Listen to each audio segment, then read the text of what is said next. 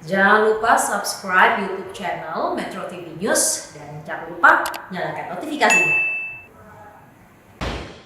Pemirsa, bagaimana agar pelaksanaan ibadah di luar rumah saat Ramadan tidak menimbulkan klaster baru COVID-19? Kita akan membahasnya bersama 3 narasumber di luar studio. Ketua Pengurus Harian Tanfiziah PBNU Bapak Robikin M. Has, Sekretaris Umum Pengurus Pusat Muhammadiyah Bapak Abdul Mukti, dan juru bicara Satgas Penanganan COVID-19 Bapak Wiku Adi Sasmito. Assalamualaikum, selamat malam Bapak-Bapak. Waalaikumsalam warahmatullahi wabarakatuh. Selamat malam. Ya, kita ke Pak Robikin terlebih dahulu. Pak Robikin, pemerintah telah menetapkan 1 Ramadan 1442 Hijriah jatuh besok Selasa 13 April 2021. Artinya malam ini sudah bisa melaksanakan sholat tarawih yang pertama. Dan untuk tahun ini pelaksanaan ibadah terutama tarawih di luar rumah diperbolehkan oleh pemerintah, tentunya dengan pembatasan dan penerapan protokol kesehatan yang ketat. Nah, bagaimana agar kemudian di Ramadan kali ini ibadah tetap khusyuk dan juga tenang, tapi tetap disiplin dalam menerapkan protokol kesehatan? Apa kemudian imbauan dari NU? Ya, pada dasarnya sepanjang penyebaran COVID-19 belum terkendali, maka kebijakan pembatasan pergerakan orang termasuk kerumunan tetap harus dilakukan. Apalagi kita tahu sendiri target untuk vaksinasi juga masih belum sesuai dengan harapan. Lagi pula kalau vaksinasi secara nasional dengan target penuh sesuai schedule juga baru akan terjangkau di akhir tahun. Oleh karena itu selama Ramadan maka seluruh proses peribadatan yang ada harus dengan sepenuhnya mematuhi protokol kesehatan, termasuk dibolehkannya tarawih di masjid, di musola, di surau, dan tempat-tempat ibadah lain juga sepenuhnya harus mematuhi protokol kesehatan. Bagaimana caranya? Antara lain peserta jamaah sholat tarawih ya di komunitas setempat, tidak ada arus orang yang bergerak dari satu tempat ke tempat lain hanya untuk menjalankan sholat tarawih. Yang kedua, tentu saja diharapkan betul seluruh peserta sholat jamaah tarawih dari rumah sudah wudu, sudah juga mengenakan masker ketika jalan, juga tidak berarak-arakan, jaga jarak, dan membawa alat alas sholat sendiri. Nanti di masjid juga begitu, dipastikan bila perlu dengan termogan untuk mengukur suhu tubuhnya, karena kalau toh misalnya harus swab test juga tidak mungkin, bahkan antigen juga tidak mungkin. Jaga jarak tetap dilakukan, dan imam sholat juga tidak perlu memperpanjang bacaan sholatnya, mencukupkan yang penting syarat sahnya sholat terpenuhi. Tidak perlu juga ada ceramah-ceramah yang panjang, karena kita semua tahu harus membatasi durasi waktu. Bukan karena apa-apa, tapi semata-mata untuk mensyukuri karunia sehat dan menjaga keselamatan jiwa diri sendiri maupun orang lain, agar tidak tertular atau berpotensi menularkan virus kepada orang lain. Oke. Baik, izin untuk beribadah terutama sholat tarawih di luar rumah ataupun di masjid ini hanya berlaku untuk zona hijau dan kuning, sementara untuk zona merah dan oranye kemudian masih belum diperbolehkan untuk melakukan ibadah di luar rumah. Pak Abdul Mukti, bagaimana tanggapannya?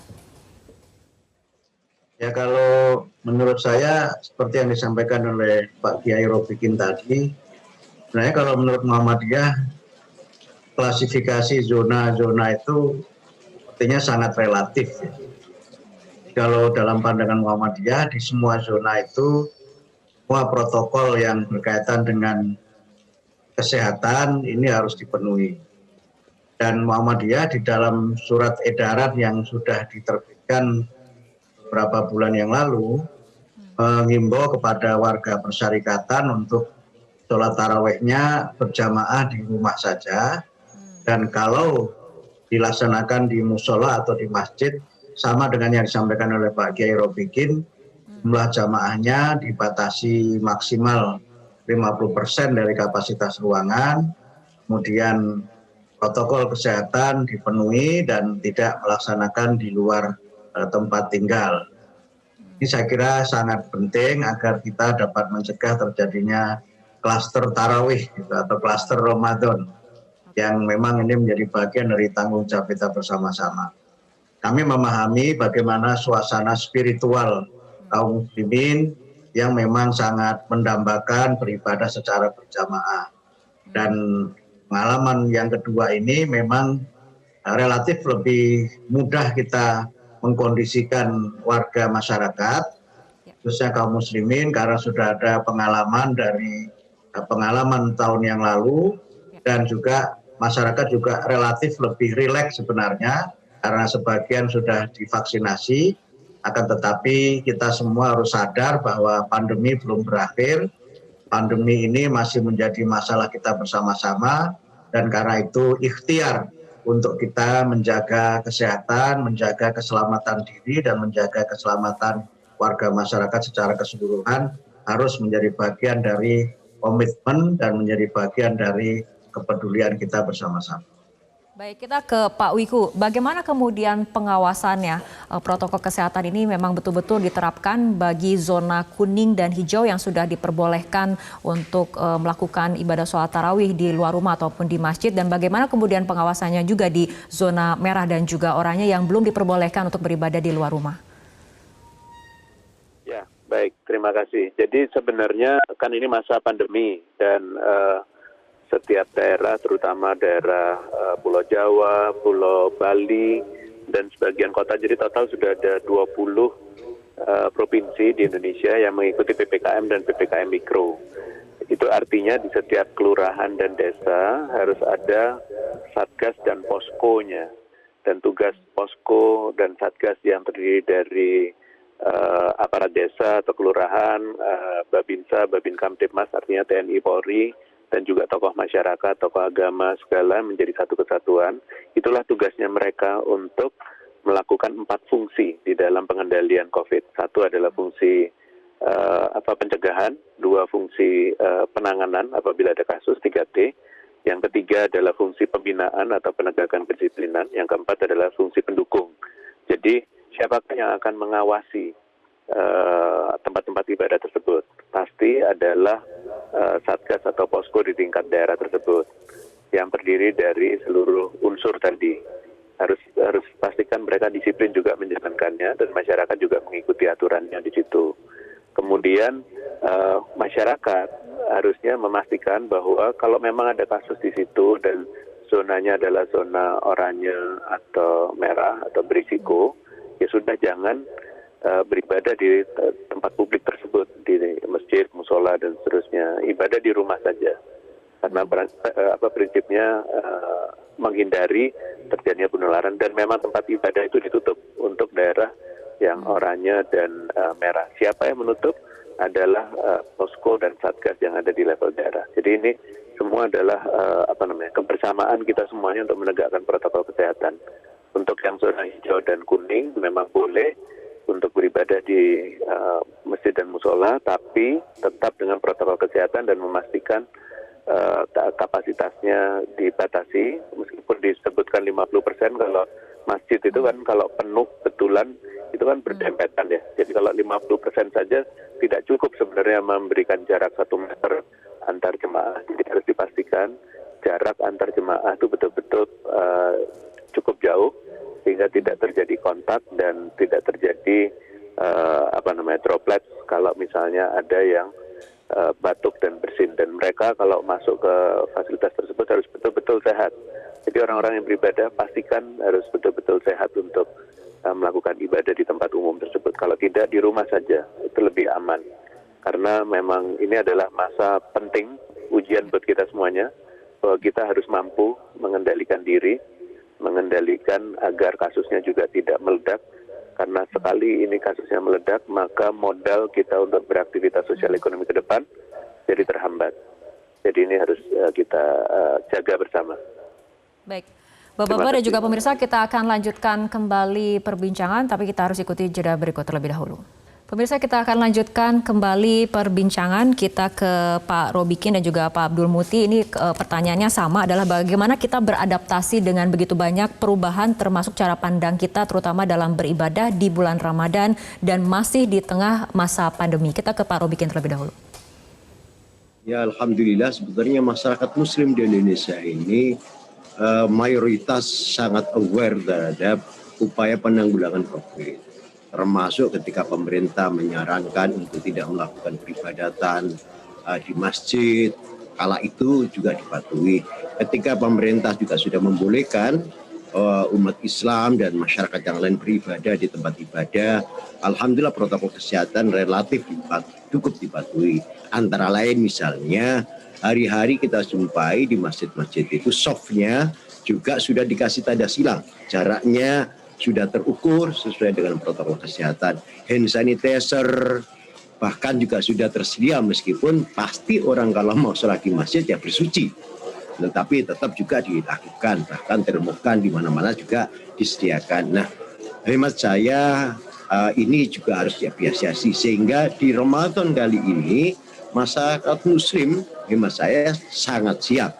Tetapi itu tadi, kalau misalnya di luar zona oranye, di luar zona yang dibolehkan, jangan memaksakan diri.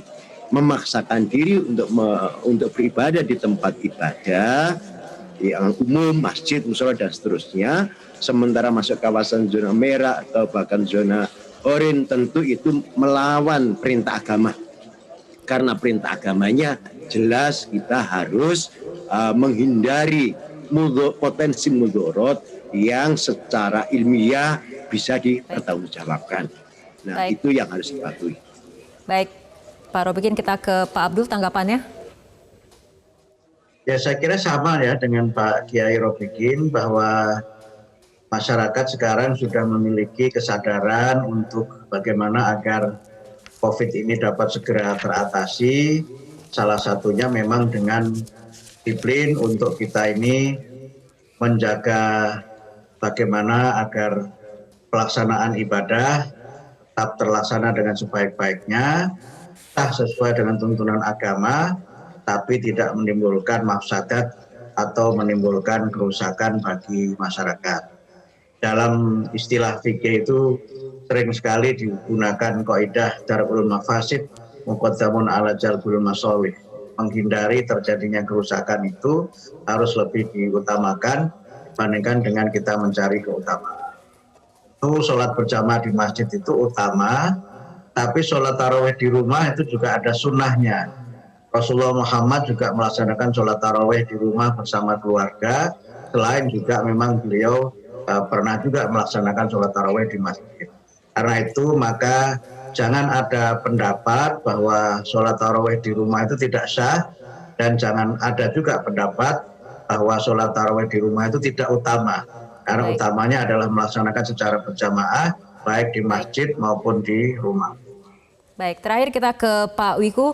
Di bulan Ramadan ini program vaksinasi juga masih terus dilaksanakan ataupun masih terus berlangsung. Apakah nantinya akan ada penyesuaian jadwal bagi umat muslim, terutama mungkin apakah kemudian adanya penambahan jadwal setelah buka puasa atau seperti apa? Ya, baik. Jadi pemerintah tetap menjalankan program vaksinasi selama bulan Ramadan ini, dan tentunya jadwalnya disesuaikan dengan ketersediaan vaksin dan lokasi-lokasi tempat vaksinasi. Jadi masyarakat mengikuti saja nanti dengan jadwal yang ada, dan tentunya dengan sesuai dengan ketersediaan yang ada, dan kita berusaha memenuhi schedule yang sudah direncanakan sebelumnya selama bulan Ramadan. Demikian. Oke, Pak, untuk kemudian wilayah yang asalnya kemudian zona kuning dan zona hijau, tapi kemudian ada kasus berubah menjadi zona merah dan juga oranye, bagaimana kemudian update perkembangan status daerah ini, Pak? Ya, jadi kita selalu memberikan informasi melalui konferensi pers tentang keadaan mingguan dari zona setiap daerah, terutama di level kabupaten kota. Demikian pula dari posko-posko yang ada di level desa dan kelurahan, mereka juga selalu mengupdate kondisinya ke Satgas. sehingga kita bisa tahu kondisinya. Dan jangan khawatir karena para petugas yang di lapangan, satgas yang di lapangan selalu menginformasikan karena mereka bekerjanya bersama dengan masyarakat. Jadi langsung informasinya seperti itu. Tapi secara nasional kita juga punya datanya untuk menyampaikan pada masyarakat kondisi tentang zona dan prinsip kehati-hatian yang harus dijalankan selama ibadah di bulan Ramadan ini. Baik, 1 Ramadan 1442 Hijriah sudah ditetapkan akan jatuh besok tanggal 13 April 2021. Artinya mulai malam ini sholat tarawih kemudian sudah mulai dilaksanakan. Kita harapkan umat muslim dapat beribadah dengan tenang dan juga khusyuk tanpa melupakan untuk menerapkan protokol kesehatan secara ketat dan juga disiplin. Baik, terima kasih Pak Robikin M. Has, Bapak Abdul Muti dan juga Bapak Wiku Adi Sasmito telah berbincang bersama kami malam hari ini.